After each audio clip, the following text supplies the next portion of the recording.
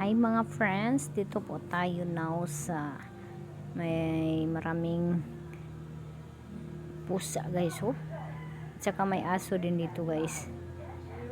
So first time ko pagpunta dito guys, my god. Natakot ako. Baka ano bang nangyari sa mga pusa? Bakit sila? Akala ko kasi na ano sila? Yung dead. Oo guys, kaya nagtanong ako. Oh, ayan, may aso pa guys. Oh.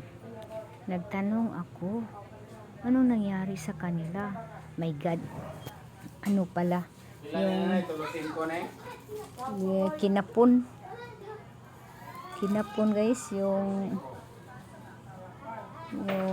ano ba yan? Kasi anti-rabies month daw dito. So, ayan, may pa-free na ano pagkapon sa mga aso at pusa.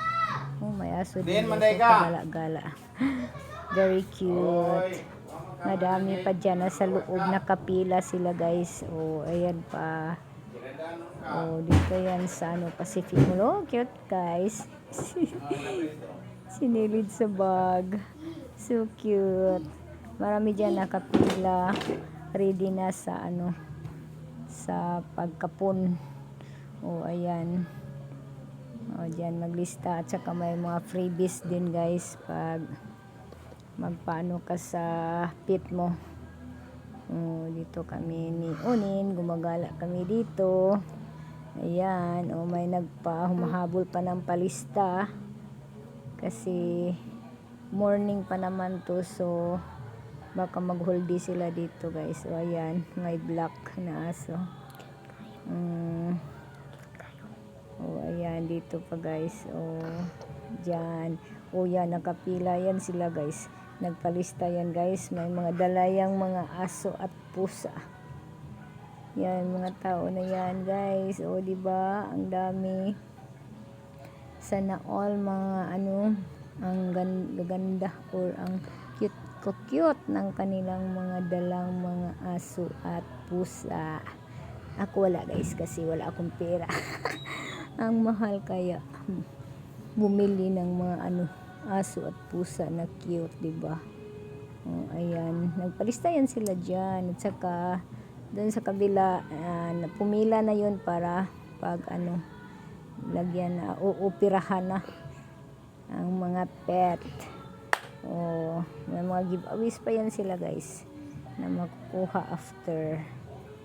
O, diba? Ang dami. Ayan guys. So,